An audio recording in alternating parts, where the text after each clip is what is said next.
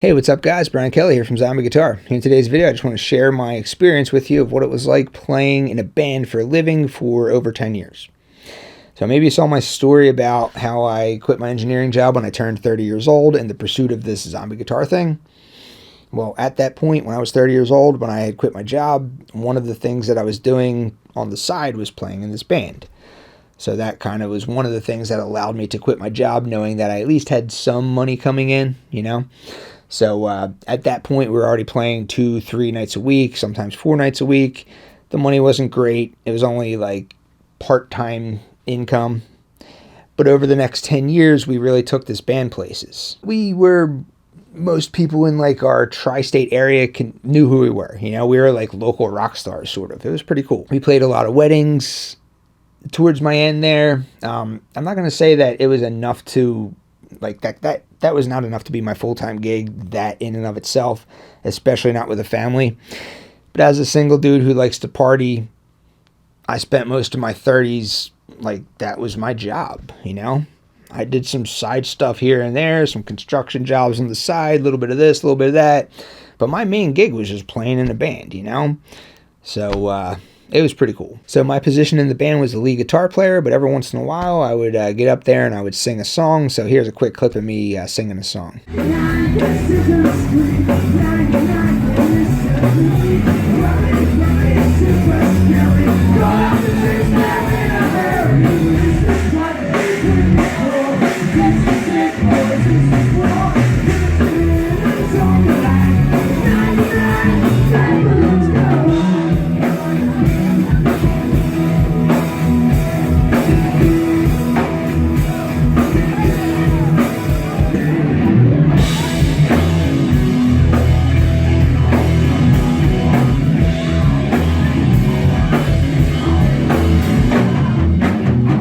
So that was my life for over 10 years, and with that, let's get into the story.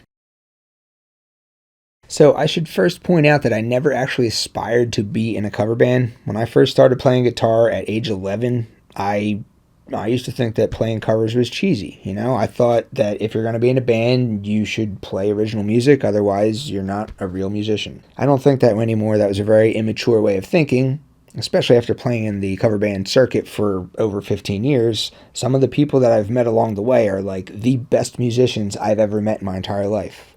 I listen to these people, I'm like, how are you so good, you know? How are you not rich and famous?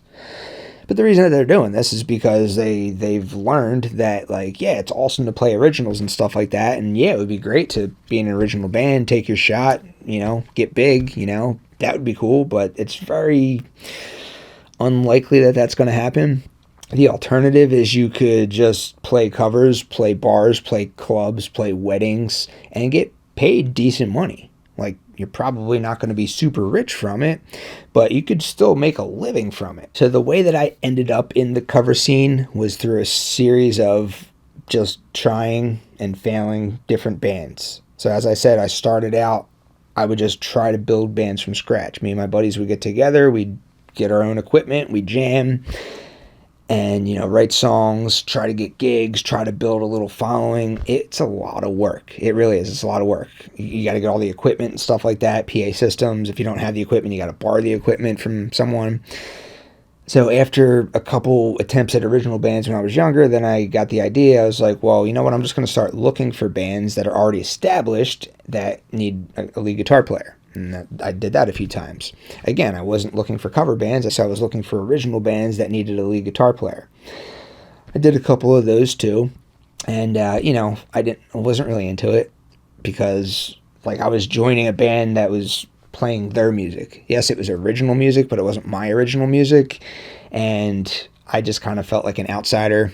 I really didn't have much input into the writing of the music and stuff like that. So, I don't know, it wasn't for me. So as I continued to search for pre-established bands, I ended up coming across my first opportunity to do covers.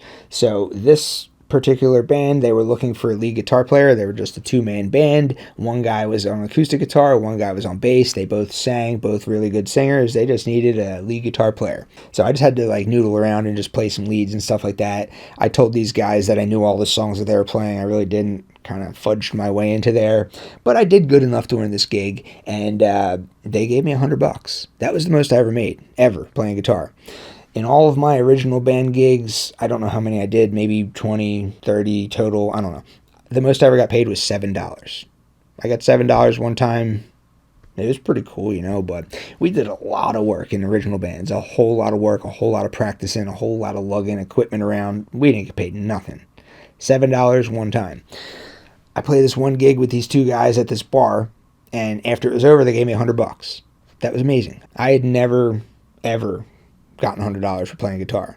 I got done that, and I was like, I just hung out at a bar, had a couple beers, played guitar, and got paid for it. I was like, how is that even possible? I didn't even think that was possible, But after that happened, I was like, okay, I'm going to do covers from now on because that's what I want to do.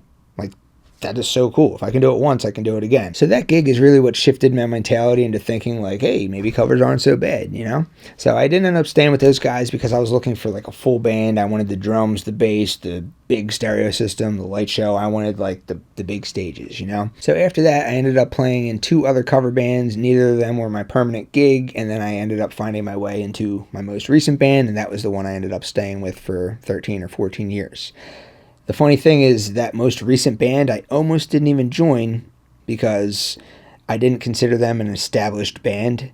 The only reason I even went to the audition was because the singer of my old band's cousin called me up one day. He's like, hey man, you still looking for a band? You still play guitar? My cousin's band is looking for a lead guitar player. And I was laying on my couch that day and I really didn't even feel like doing anything. So I almost said no, but for some reason I was like, yeah, I'll check it out, So I went to this audition and I listened to this band play and the singer was really good. And I was like, okay, maybe I'll give this band a shot because every band that I was in up until that point, the singers were not that good. And if you want your band to really like go someplace, you're going to need a good singer. That's just, all of the rest of the musicians can be mediocre. But if you have like a top-notch singer, that's going to be the thing that's really going to determine if your band does good or not. My understanding is that's what I needed. So I was like, okay, this singer is really, really, really good. I've never had a good singer in any of my bands. I'm going to stick with these guys. And that's how I ended up sticking with that band. So this band, they were already playing twice a month. And each of those gigs I would get paid $100 for. I was already starting to get accustomed to this whole playing guitar, hang out at a bar, have a couple beers, and then get paid at the end of the night, I was already kind of like in this is what I do now, But we were only playing 2 nights a week at the time. So, me and the singer, we really wanted to kind of take this thing further. We're like, yo, guys, we got to start playing more than 2 nights a week, Our drummer didn't want that. So he left the band. We ended up getting a new drummer a new drummer that had already been accustomed to playing in the cover band circuit. He's like, yeah, I'm with you, man. Let's do it. So we were pushing, doing everything we can, going out, hitting up all the bars in the area and stuff like that, just trying everything we can to get more gigs. And I don't know, it might have been like a year, 2 years or something like that. But it didn't take us long to get to the point where we were playing, 2 nights a week, like Friday and Saturday night, every single weekend. That's what we aspired to. That's what we wanted to do. Like if you have a band, if you have all the equipment, if you have the PA system, if you have the group of musicians, and you have a set list of popular songs that people know, it's not that hard to get gigs. It's really not that hard. Call all the bars and the clubs in your area. I can guarantee you're going to get at least 1 gig, assuming you already have a show. You got to have the equipment, you got to have the set list and stuff like that. But if you have all that stuff in place, it's really not that hard to get gigs. And that's all we did. We were just like, all right, we want more gigs. So we were just like calling places, playing places, practicing, trying to build up our set list, just play, call. That's what we did for like the next 5 years. After about 5 years, we realized that our problem was that we were still just a B-room band. So in the cover circuit, you have B-room bands and then you have A-room bands. All of the cover bands are trying to get in the A-rooms. A-rooms are like the nice clubs, the casinos, just like the packed rooms, the clubs that have like pre-built-in crowds. Prior to that, when you're a B-room band and you're trying to build a name for yourself, you have to like bring people to the bars. You have to call bars and they'll be like, oh, well, how many people can you bring? Because you have to supply all the business. The bar's not supplying the business for you. They're letting you play at their bar. And then if you want the privilege to play at their bar, you have to bring a bunch of people. It's kind of lame, but you're in competition with a bunch of other bands that are trying to get in that same bar too. So that's just what you have to do, you know? But then you have these A-room bands that just get to go and they get to play these clubs that just have built-in crowds. You can just go up there, just play your stuff, and there's just like all these people screaming for you and cheering, and you didn't have to bring any of them, you know? So we're like, why are we not an A-room band? We need to get to that point. So in order to get to that point, we needed what is known as an agent, a booking agent. So in order to get one of these agents, you had to audition, because all of the B-room bands, which is what we were at the time, are competing to get picked up by one of these agents so they can then become an A-room band. So we get this audition with this agent, and he was one of the 3 agents in our area. He was like one of the ones that books the biggest bands in our area. So we're like, oh, this guy's going to give us a chance. This is so cool. So he gave us our chance, you know. And he started booking us at like little gigs here and there. He didn't want to take us on fully as like we were one of his bands, but he would dabble. He'd be like, oh, we'll put you in this room, see how you do. We'll put you in that room, see how you do. We were working with this guy. We were like, blah, blah, blah. We were like fighting. We were like working as hard as we possibly could, putting our set list together, working on our stage, like choreography and stuff like that. Because in order to kind of get to the next level, not only do you have to play good music, but you have to have good stage presence and stuff like that. So we were working on all this stuff, working. And then our agent stole our drummer, put him in another band. And that was that. That's another thing. That's the thing about these agents. These agents, they don't really care about the little guys, which is what we were. They care about their big main bands, the ones that are making them the main money.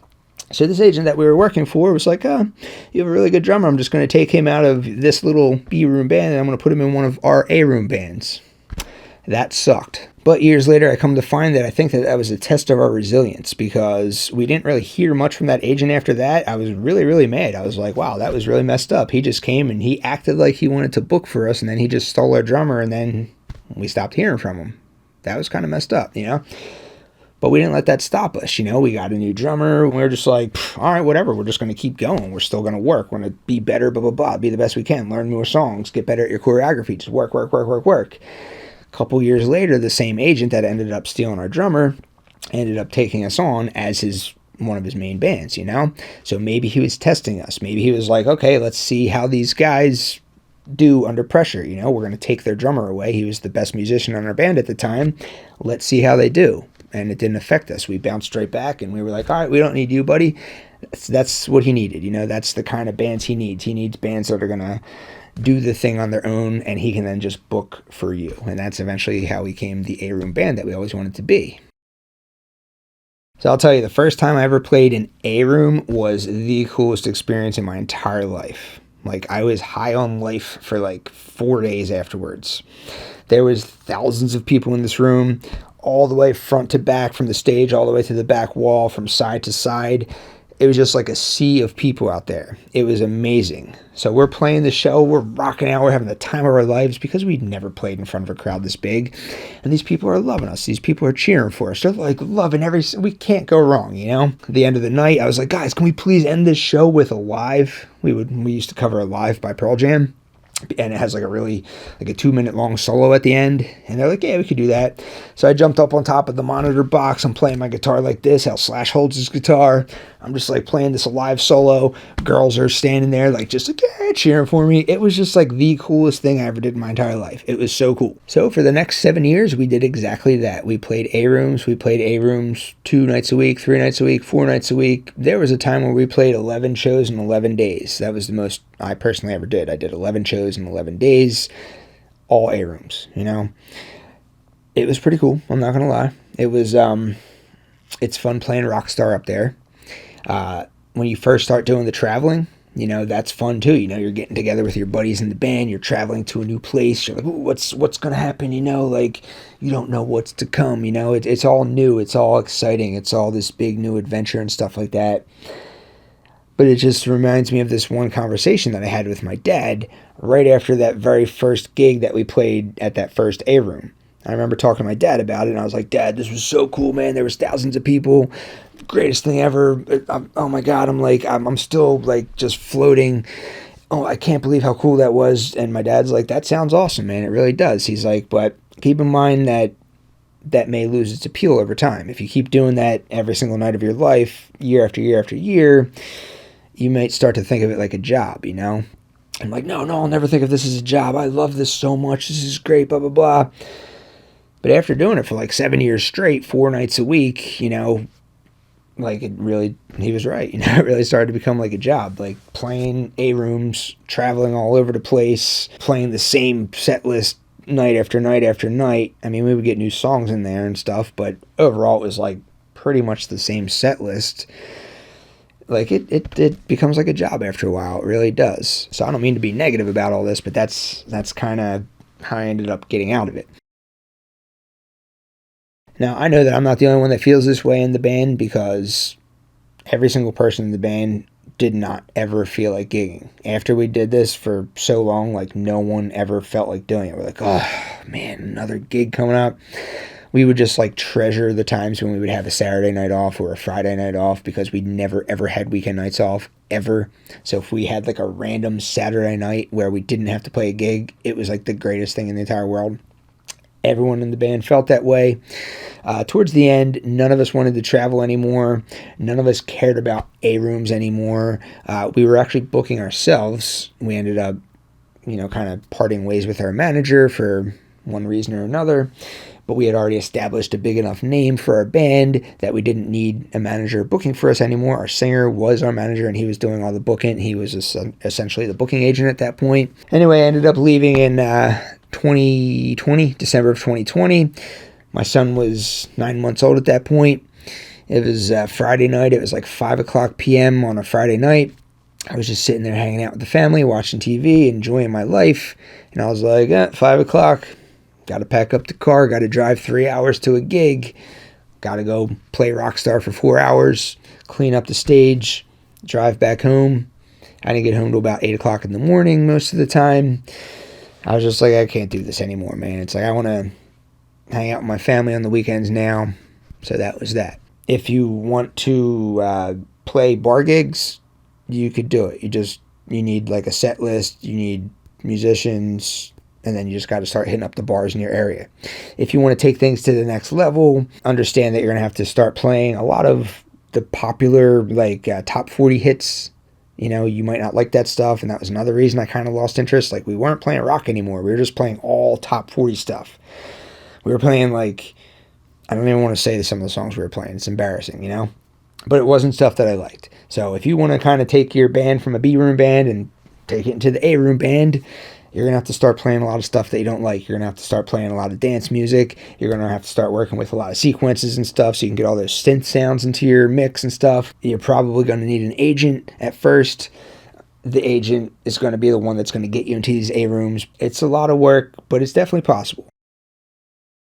So if I had to do everything all over again, and I had to completely relive my 30s and late 20s, knowing what I know now, if I had to do it all over again, I think I would prefer to remain a B-room band. I don't think I would get a booking agent, and I think I would limit myself to only playing one night per weekend as well. You think you want all these things. You think you want to play 4 nights a week. You think you want to travel. You think you want the A rooms. You think you want the booking agent.